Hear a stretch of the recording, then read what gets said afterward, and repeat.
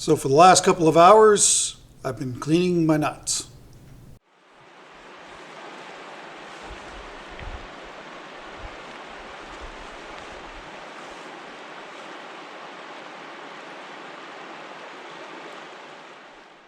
And the squirrels, as you can see, have had their heyday with them.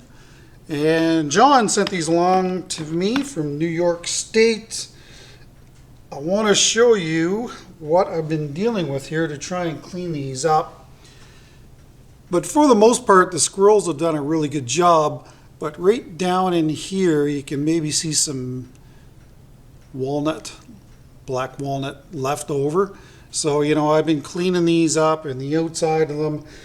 Just using a pick tool and compressed air does a pretty good job. But, you know, I think that when these are combined with two types of resin, tinted resin, I think they're going to look really cool. And what I want to use is the Enchanted Green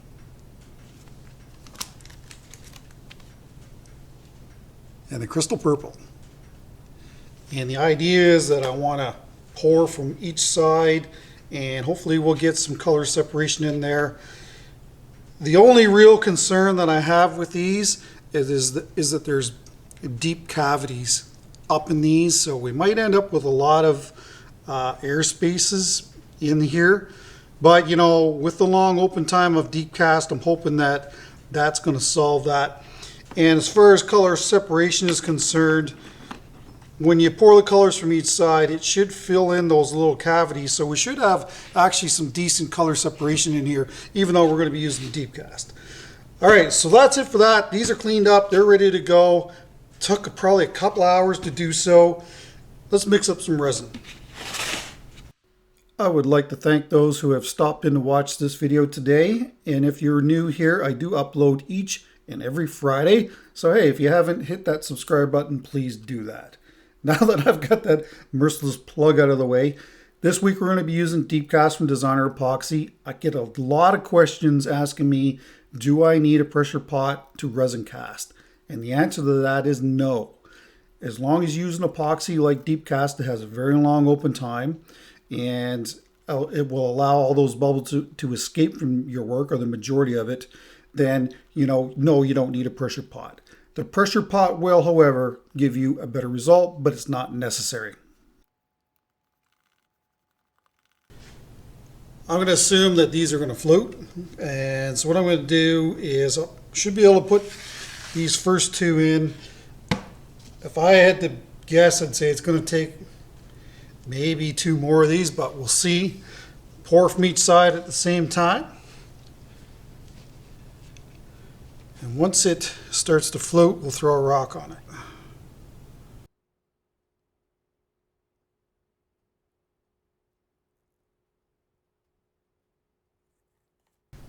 So yeah, it's going to take another two. I'll mix up two more and then I'll bring you back when I'm ready to do the second pour.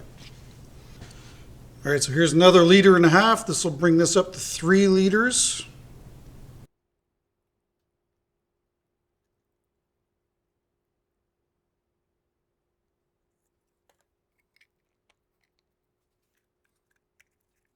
I'm going to mix up enough so that it's close to the top here, because I know that there's lots of little voids to be filled, so I want to make sure there's lots of resin there.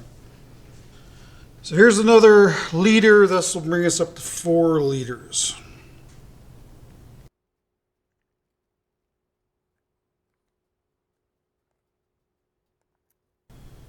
All right, so this will go into the pressure pot for 3 days, and we will see you then. Maybe 4. I'm going to lower the temperature so it slows down the curing on this bad boy, because there's a lot of resin here in a small container. Oh, that's nice and heavy. Well, we are out of the pressure pot. This is 4 days later.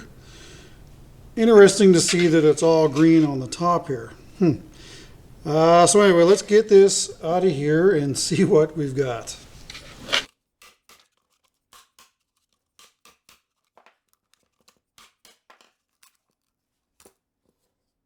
Well, that's interesting.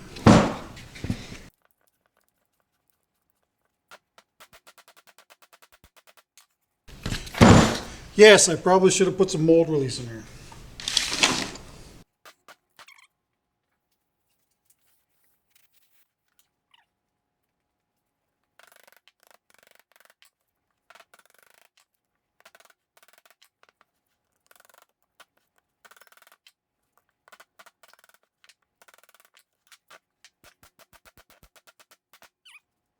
It just put up a little fight. Well, what do we got?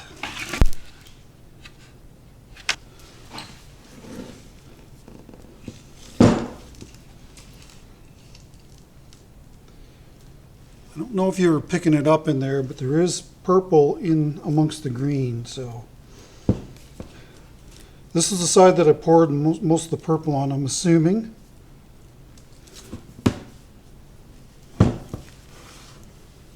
I really do like these pieces because it looks like waterfall.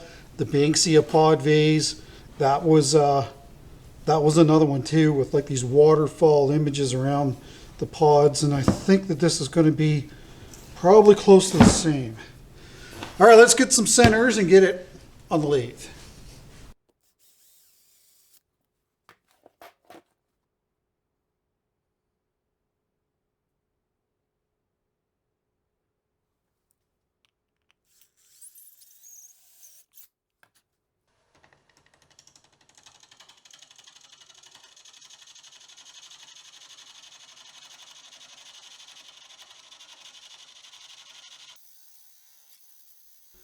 If you were looking for another explosion this week, sorry to disappoint.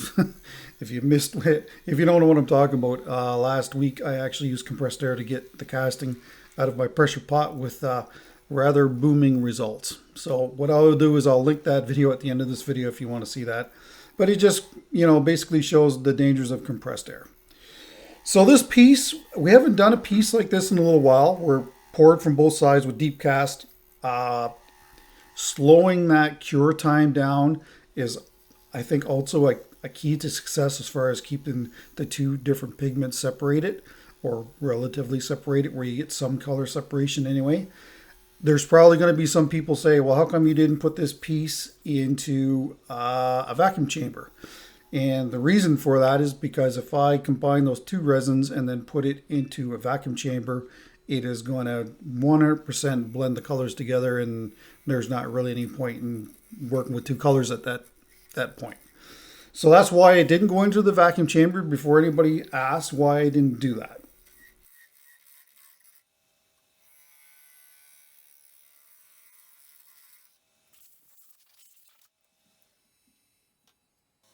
So the first thing to do here is to get rid of any of this excess resin that's on the surface, expose those shells, and then make a decision as to what's going to be top and what's going to be bottom, because at this point I don't know.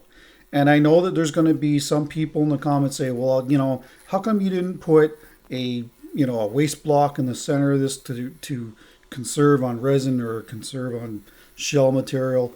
And my answer to that is, every time I do that, it limits your creativity. Right now, I can make this whatever I want to make it. If I have a waste block in the center of a casting like this, now I'm forced to go and work with that, as opposed to being, free to explore your creativity. So this is the main reason why I don't do this, and I see it every week, and I hope that people understand why I don't like doing that. I did a spacer in the Banksia pod vase, and I regretted it. It became a factor in its design. So anyway, that's my thoughts. You can sure share yours. Well, what do you think of that? This is a complete color blend. You can see the green, you can see the purple in there. There's almost straight green, purple around here. This is going to be really, really sharp. So it's decision time. Got this all cleaned off now. This is going to look really spectacular when it's polished. The only thing is, of course, we have to give this some shape and some style. So what's that going to be, though? I'm thinking that I want to do something like a chalice type affair with, a smaller foot than the top part is. Just this waterfall effect is so cool. I'm hoping that that's going to be further down inside of this piece, but wow. I'm going to have to get John to send me more of these. So after some thought, this is going to be the top part of this piece, and this is going to be the foot area. The reason for that is because there's more of these husks down in this part of the casting. So this would make it probably a better foot because it's not as blingy, if you will, at the top like it is here. Want to still expose a little bit more of this, but I mean, we'll do that as we cut this in and turn a foot on the very bottom here. That's the plan anyway. So that kind of validates why I pour castings like this. Now the top ended up being the bottom and vice versa. And you know, visually, the bottom looked better than the top. And of course, if you would have had a spacer in there, then I probably would have been forced to make the top. So, you know, it gives you greater flexibility. So that's the main reason why I do my castings this way. I should mention that we are using the Hercules, the number 3 here, the larger one. And that has been basically my workhorse for turning resin pieces for the better part of 2 years now, maybe even longer than that. Wow, it's time ever fly. I'm still a firm believer that if you're going to be a wood turner, you have got to master the gouge. But when it comes to turning resin, carbide tools like this are certainly an aid, that is for sure. Along with the Hercules, you're also going to see me use the Phoenix in this video and the parting tool from Crown. I think that's all the tools we use. So, you know, still working on shape, whittling away this foot area. I definitely want it smaller than the rest of the piece, just to give it a little bit of elegance.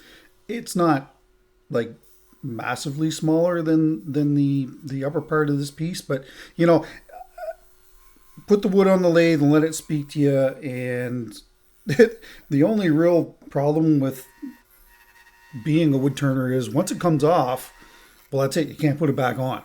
It's not like when you're working with clay where you can just stick it back on and try it again. So, you know, it probably is beneficial to step to the lathe with a plan, but I don't want to be handcuffed by that. I just prefer to let the piece speak to me and basically tell me what it wants to be.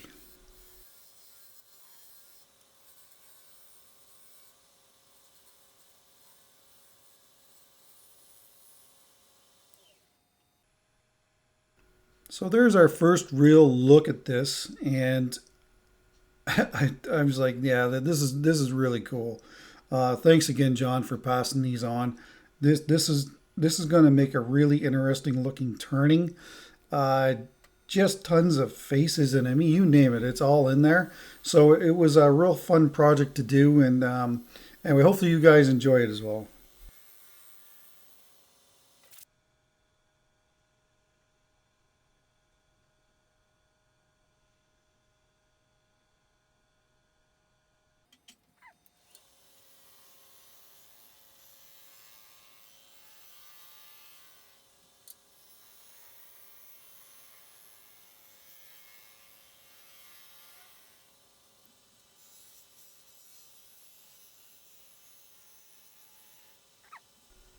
I wanted to give this piece more of an OG kind of curve to it. You know, straight walls would have been fine too, or a more cupped in type, like a chalice, might have been a cool look as well.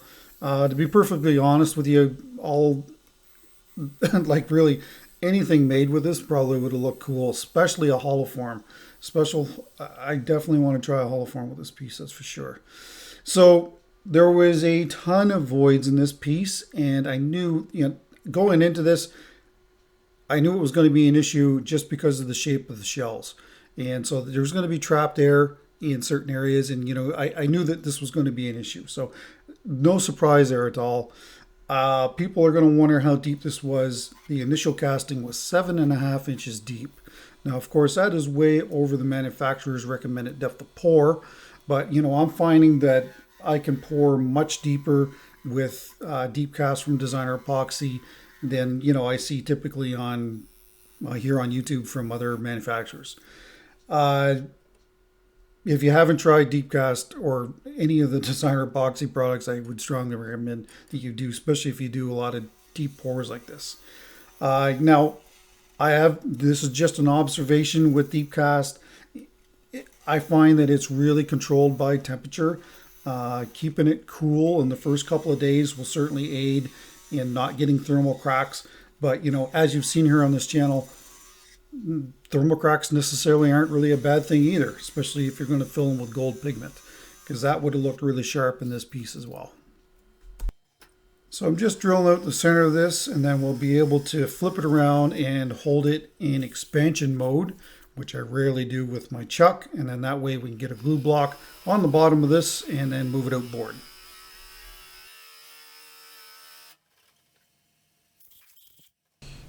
Well, that's it for me today. I've actually got to go and plow the driveway because we're expecting some deliveries. What do you think so far? I think this is really cool looking, for sure. Definitely would like to try more of these in the future. I kind of wish that these spots like this weren't bare like that. It is green dominant, but there is definitely purple in it, for sure. Right, see you guys tomorrow. All right, so it's time to reverse this piece, and you'll see me kind of fooling around with this, trying to get it to run as true as it can before I clean off the bottom here and get it ready for the glue block. But that's exactly what I do. Use the Hercules, and then I sand it with 60 grit. That way, you're giving the resin and these shells a good tooth for the hot melt glue to stick to.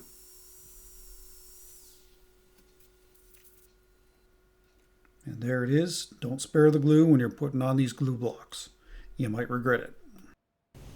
Okay, so now that we've got this mounted outboard, this foot is just a little too large for me. So I'm going to take this foot down so it's a little bit smaller. I don't know, maybe a lot smaller. We'll have to see. Try and delete any of these little voids that are here, but I'm sure that this is something we're going to have to deal with throughout the piece. Hopefully you can see that color variation. Purple here, green here. I think it looks really cool.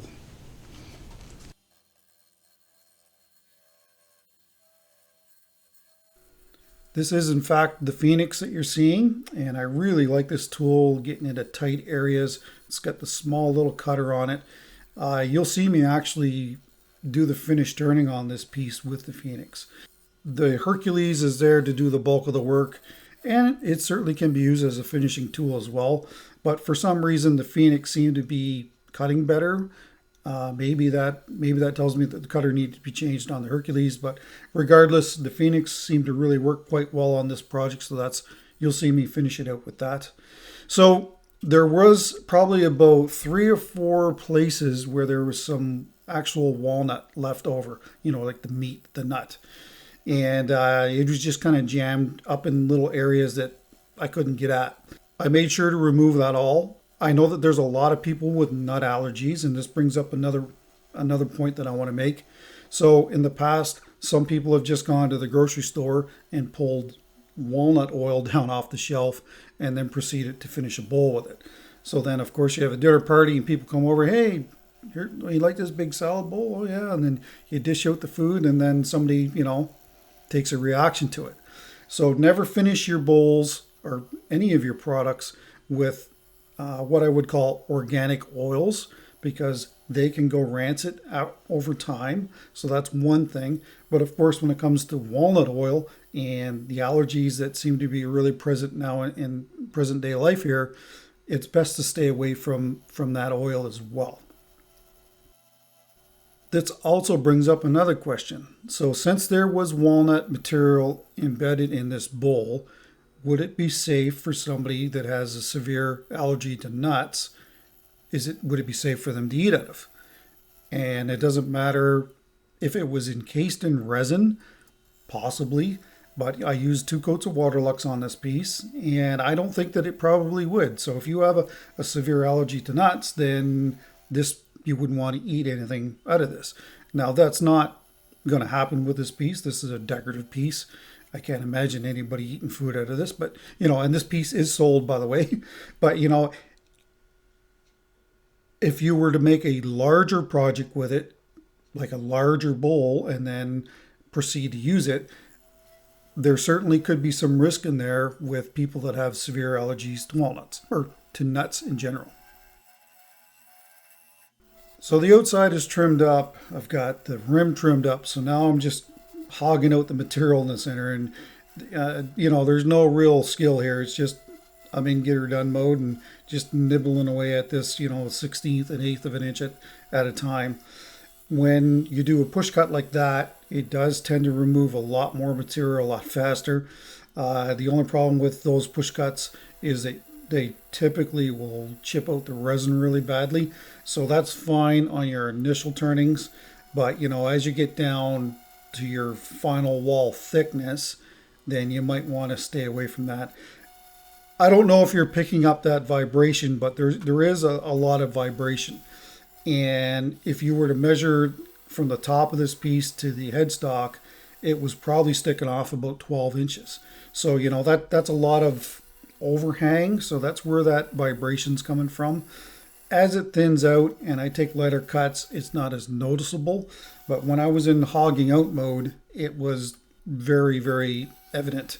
So you'll see me do a number of push cuts and pull cuts.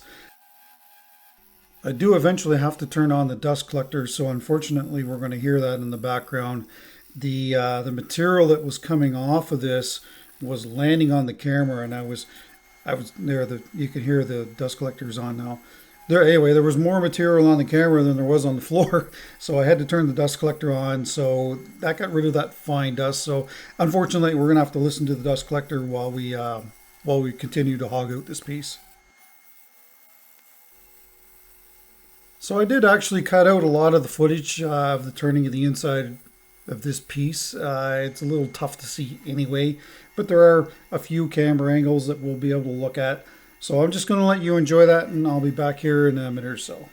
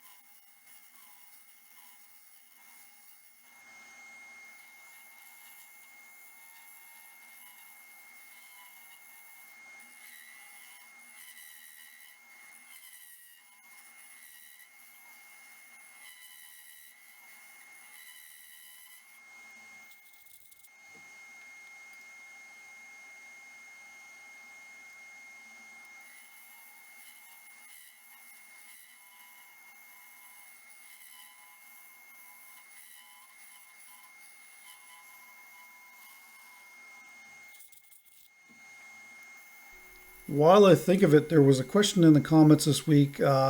Somebody wanted to know what was in the Activia, I think that's how you say that, the yogurt container that you see on my right arm.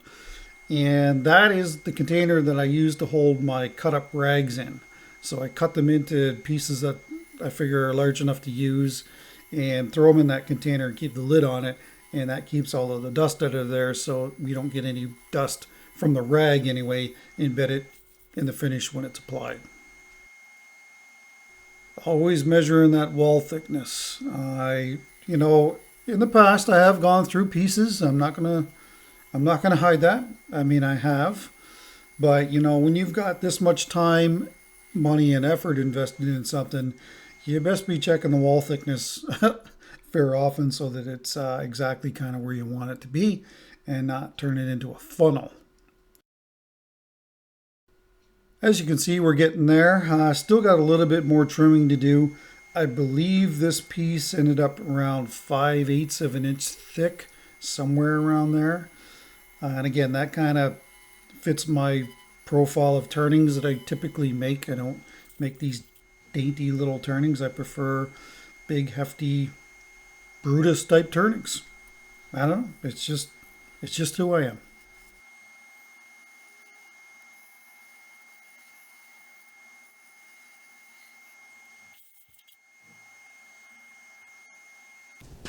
Since we have about, I don't know, probably 50 holes to fill, I figured that we would go with the UV resin this week. This is the stuff from Designer Epoxy. And what I've done, this piece is green dominant.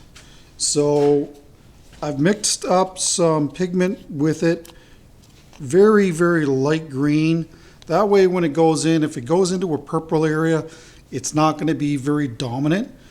I could have done purple, but the thing is, if you put purple in here, and it's a little hard to tell right now because it's not polished, but if you put purple in here, then I don't know. I think it's just going to be more in your face. So I think that we'll go with this, and well, we'll see how it works out.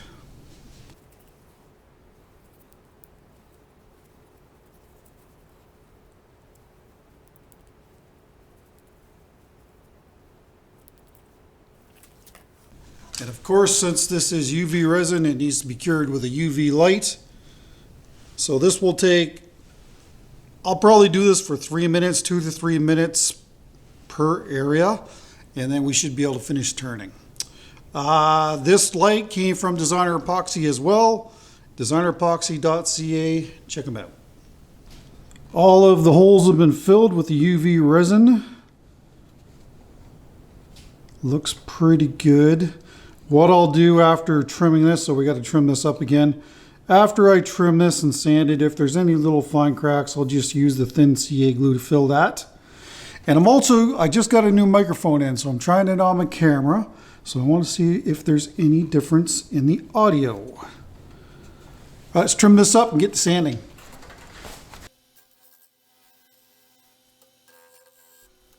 So from here on, I believe it's pretty much just the Phoenix that I used to finish this piece. If you're curious, it took probably about 30 minutes to fill all of those areas and then use the UV light. There, I just found another hole that needs to be filled. That's just one of the things you're going to deal with working with a material like this.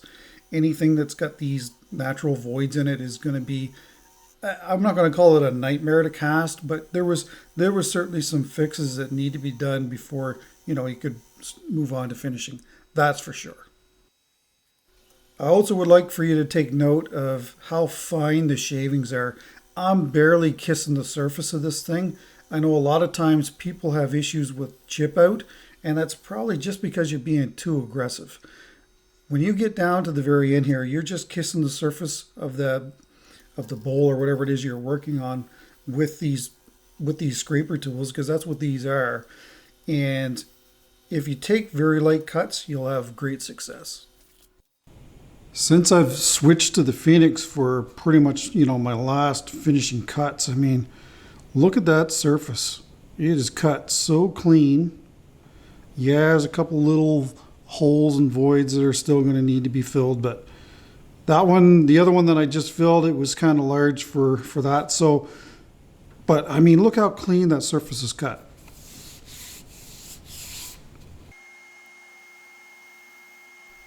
Same thing here on the inside. One thing to take note, if I take kind of an aggressive cut, like a push cut, because these push cuts are more aggressive, I always finish it up with, just a glancing, kissing cut, if you will. And that will, improve the surface and get rid of any chip out that will be present. And of course, on the inside of the bowl or vase, it's always going to be a lot harder to get a nice cut, clean surface than, the outside is a breeze because you can stand in front of it and work on any areas. But, when you're working on the inside of a project like this, there's probably 4 or 5 inches of tool overhang, so that makes it even harder to get a nice clean cut that doesn't have, any chip out in it. So, these light cuts are the key to success, and if you do that, you will have success. To fill in the really small, tight holes, I decided to use the Starbond, the thin Starbond, and of course using the accelerator to set it. I figured it was a better choice than using the UV resin. I wasn't sure if the UV light was going to be able to get down into that cavity to properly cure it. So that's why I went with the CA glue, if you're curious.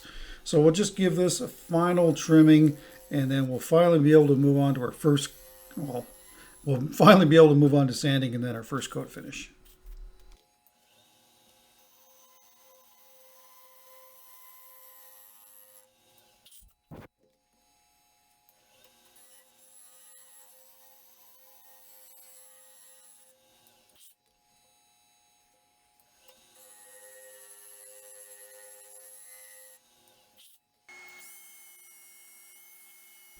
These are the 3.5-inch dipple discs from sandpaper.ca, and there is a link in the description to get a discount on these as well. Piece was sanded from 60 to 800. There was a stop along the way where I think I stopped at about 320 to have a look and do some more filling. But other than that, the sanding went fairly well. And I should also mention that if you don't like the size of this disc, they do also make 2.5-inch discs along with tons of other sandpaper products. Sandpaper.ca, check them out. That is the Triple E buffing compound from the Be All buffing system. Wasn't real concerned about the very base inside of this piece. You can really tell how it really brings that finish, or actually it's not even any finish on it, that resin alive. Just takes out those fine scratches. And then of course use some denatured alcohol before the first coat finish. Like I say, best part, this is Waterlux Gloss.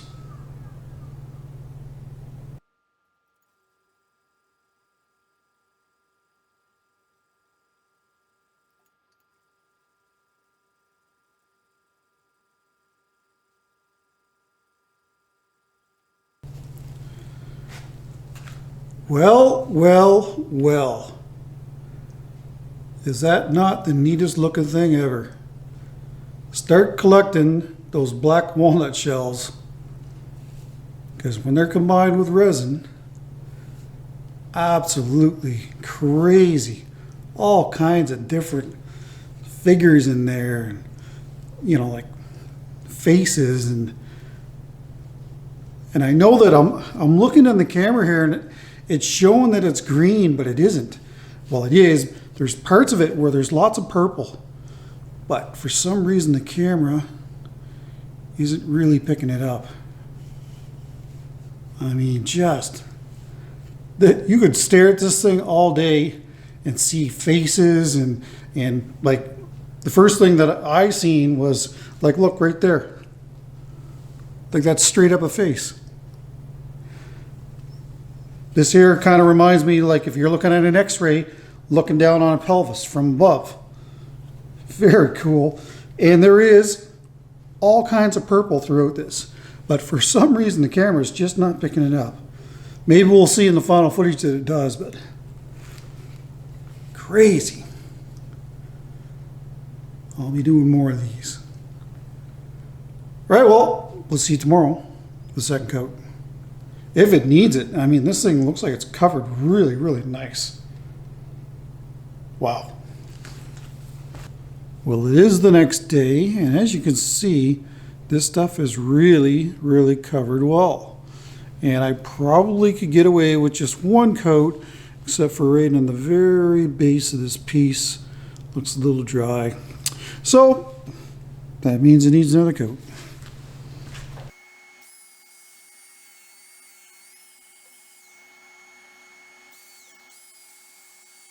This time around, since I've got a coat of finish on here, I think it's important to buff the very inside bottom of this. So you'll see me switch out to one of those smaller little buffs. And then of course the denatured alcohol to clean off any buffing compound before the next coat. This is the second coat of Waterlux Gloss.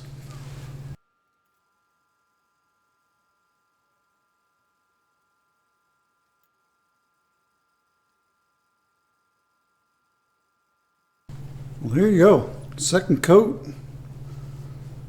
This is one of the craziest looking things I think I've ever made.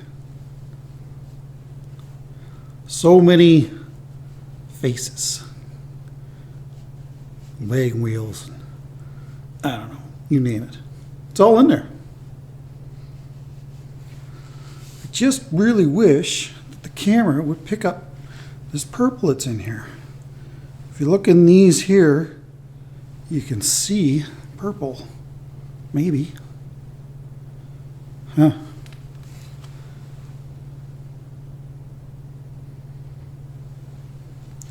All right, we'll see you tomorrow when I'm doing the bottom. Here I'm parting the piece from the waste block. If you're curious, I have about 25 of these faceplates total. Certainly don't need that many anymore now that I'm not doing production work. I did use my vacuum chuck here. Now there is some danger because of how far this is off the headstock. So I'm taking very light cuts with Phoenix. Could have done this with the Hercules, but that smaller cutter I think was probably the better choice here. But you certainly could have done it with the Hercules, but just, you know, ever so light on the cuts so you don't pull this off with the vacuum chuck. But it is on there good. I gave it a pretty good pull before I turned the lathe on, and I thought for sure that, you know, not much was going to go wrong as long as I didn't get a catch or be too aggressive.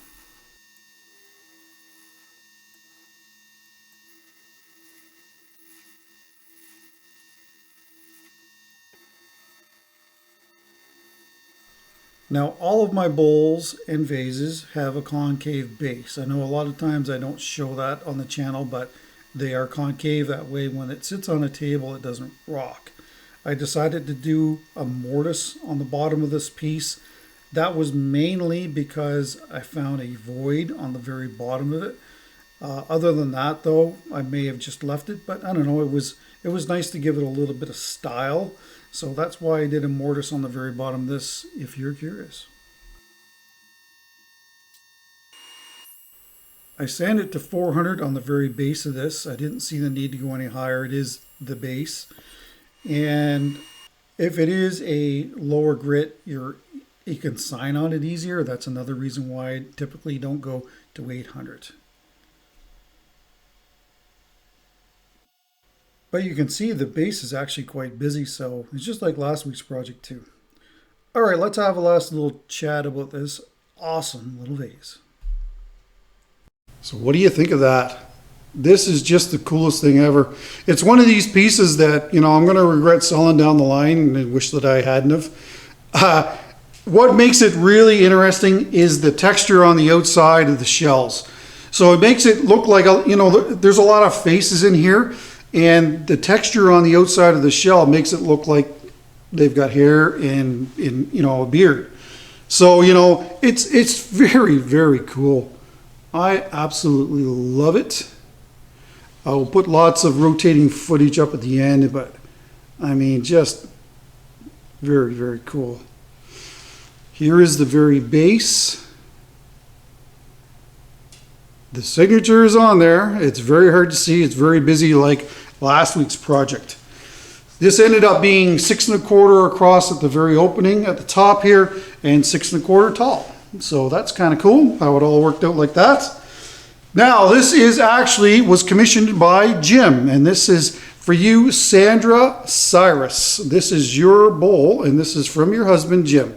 So hopefully you enjoy it as much as I enjoyed creating it. It is an absolute stunner, and I really hope that you'll love it. All right, so next week we are going to be doing an early Mother's Day bowl because I need to get it done and then get it mailed out in time. So that will be next week. I'm going to set this down. Don't forget to put designer epoxy in the comments down below to be entered into the 3-gallon kit giveaway at 90,000. Hopefully that will be coming up soon. And of course, by putting a comment down below, you'll also be entered into the bowl giveaway at 90,000.